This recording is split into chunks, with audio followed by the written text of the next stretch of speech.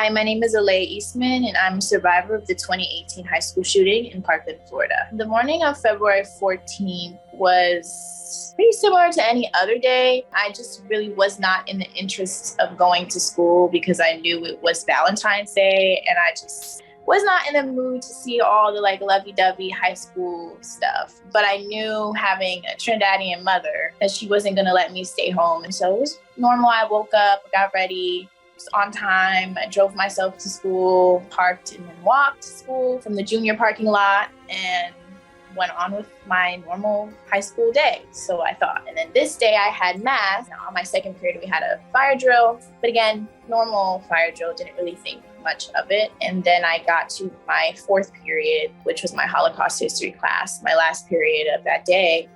It was in the 1200 building, which is a building that's completely separate from the rest of the campus. We were just working on our computers. I remember asking to use the restroom. When I came back from the bathroom, I would say about 2 minutes from me taking my seat is when we heard the first round of gunshots. But I don't think any of us really registered what exactly it was until we heard the second round. And we all kind of immediately paused, kind of looked at each other. I remember specifically looking at my teacher, Ms. Seamus. And once we heard the second round, we all just immediately got up and ran. And half of us ran to a corner of the classroom that you couldn't be seen from the classroom door, which is technically the designated safe corner for active shooter drills. And then the other half of us were on a different corner. This happened on Wednesday. So the Monday and Tuesday of this week, we were being told by all of our teachers that we were going to have an active shooter drill because we haven't had one in a very long time. And then they told us that it was going to be very realistic. So we needed to just be aware that that was happening. So a lot of people were under the impression that the rounds that we were hearing were a drill.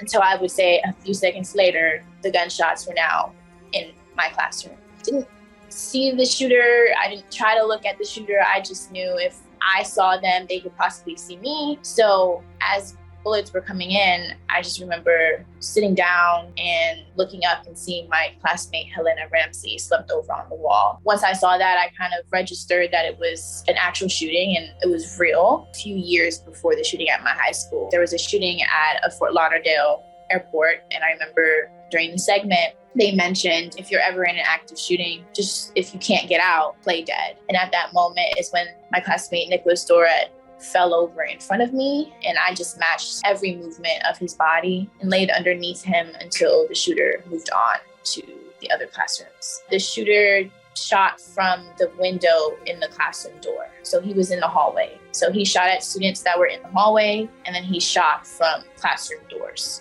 I would say I laid there for 30 to 40 seconds after he had moved on because he was the captain of our swim team. He was a very sporty boy, so it was a little heavy on me and I couldn't breathe. So I remember putting his head on his arm. So I didn't really want him on his head on the floor. I don't know why I thought of that, but in that moment, it just bothered me. And then I just sat there. So my other classmates pulled me behind a filing cabinet. So I remember calling 911 for a second and realizing that I didn't want to talk to them if this was my last moments. So I called my parents. I said my last goodbyes. That's what I thought. I didn't know how many shooters there were. I didn't know if they were coming back. So I just wanted to make sure that my parents knew that I loved them. And I remember giving my other classmate my phone for her to call her mom. So I remember trying to calm her down. We were just trying to be quiet because we didn't want anyone to come back. But it was just pure chaos at that point because there's classmates next to us that are dead, and then there's other people that are losing blood. And then we hear the fire alarm go off. We see smoke, and then we also hear other gunshots. So it's just a lot going on. And I think it was just also too much for my 16-year-old brain to fully process, because there's a few things that happened that I didn't necessarily hear or see, but I know happened from other people. Probably within the next 5 to 10 minutes, the Broward County BSO finally came in and they asked us how many people were down. We told them 2 people were killed, and then they asked how many others were injured, and they carried them out, and they told the rest of us to just drop everything we had, don't look up, down, left, or right, walk right out the building. And I remember passing 3 more bodies on the way out in the hallway, and then finally getting outside. So I know the shooting itself lasted 6 minutes, but I would say we were in the classroom for about maybe another 6 minutes until police came. It felt like a very, very long time. When the police arrived, they came to our classroom first or second. So we were one of the first kids to run out.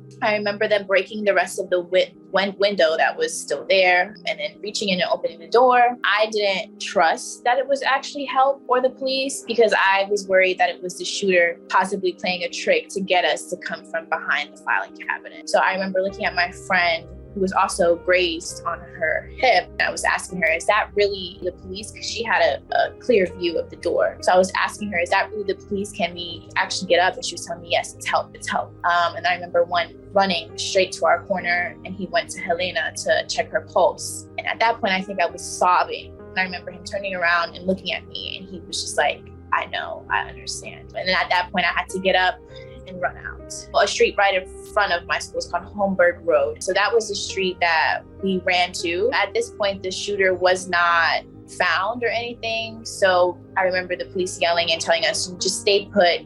We don't know where the shooters are, how many there are. So just work with us. And I remember my classmate, she was looking at me and she was yelling at me, actually. She was like, we have to get out of here. And she cursed at me. So I never, ever heard her curse ever in my life. So that's when I knew, okay, she's serious. Let's just sneak away or run away or something. Because she didn't want to just stand in the middle of the road. So we went through the bushes and then we ended up in a neighborhood that was right across the street from our school. And then at that point, I saw a rip her shirt. And that's when we realized she was grazed. So I had to drop her off at the ambulance that was at the corner. And I was just on my own at that point on my phone. I remember having blood on my dress and people asking me questions. But at that point, I was just trying to get home. But there was just no way for me to get home because all the roads are blocked. My car was parked in the junior parking lot and my car keys were in my backpack, which my backpack was in the classroom. So there was just like, and me and my mom shared that car at the time. So there was just like no way for her to get to me or for me to go home. So then I ended up just walking and ended up at a corner where there was like a Publix, a Walmart, and I finally saw someone that I knew from my school. And I was talking with her and then her mom noticed that I had body matter in my hair and on my clothes. So she flagged down the police and they just started picking stuff from my hair. And that probably was one of the worst parts of the whole experience because I was just standing there. He was just like picking things out of my hair and putting it in a bag. And then that's when they made me put my shoes back on and took me back to campus, made me change my clothes, and they put me in a biohazard suit because all the things that I had on now became evidence. And then they took my statement in the truck. I was the only student. They denied my mom access to come get me. They told her that I was now in their custody. We still don't know what that means, but we let it go. Got my statement, and then they drove me to the Marriott, which was the only hotel in Parkland, really close to our school. That's when my mom was finally able to come pick me up at like 9 p.m. that night. So I didn't know who the shooter was. I recognized him because I've seen him on campus like a year or two before, and I knew I had a class with his brother. I think we returned back to school like a week or two later. And that part was weird because there was cameras everywhere, obviously. The rest of the school year was honestly a breeze. Like they canceled all of our standardized testing. Like we had service dogs everywhere, like service animals. It was great. We had a lot of grief counselors available for the community. And it just felt like the entire state of Florida was greeting us as we were walking onto campus, which was annoying for a lot of us because we wanted something, like at least one thing to feel normal. And we couldn't even like walk on campus normal. It was just like a whole entourage of people like just clapping. We were just nonetheless happy to be back in a community with each other because I think we wouldn't have been able to move past or find a new normal after the shooting if we didn't have each other in those moments. I would say issues arise once political conversations got involved and different organizations started forming. But initially after the shooting, it was all love and support from everyone. I think I'm still trying to figure out what my new normal is. I think it's an ongoing journey.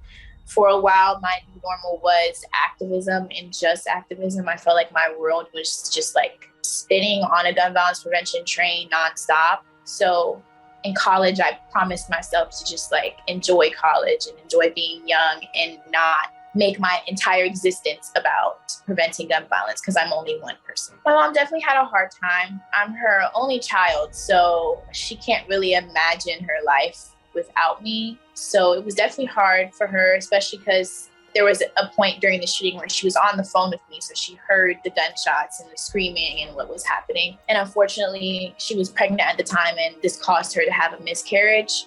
So that's also something that she's consistently healing through as well. Being together was a huge part of healing as well for the both of us. So she was really pushing me to speak out, and I absolutely was not having it. I didn't want to talk. I was just like super wanted to just like stay to myself and grieve on my own. But her telling me that my story could possibly save someone else's life really pushed me to be involved in preventing this from happening to other people. Young people are the voices of a lot of progressive movements in this country. It's our job to really prevent this issue from happening to the next generations. So I think it's important for me to speak up about it, especially seeing that I'm a young Black woman and we're still having situations like Buffalo where Black people are being gunned down for simply being Black. I think it's important that we see representation and voices of color speaking out about these issues.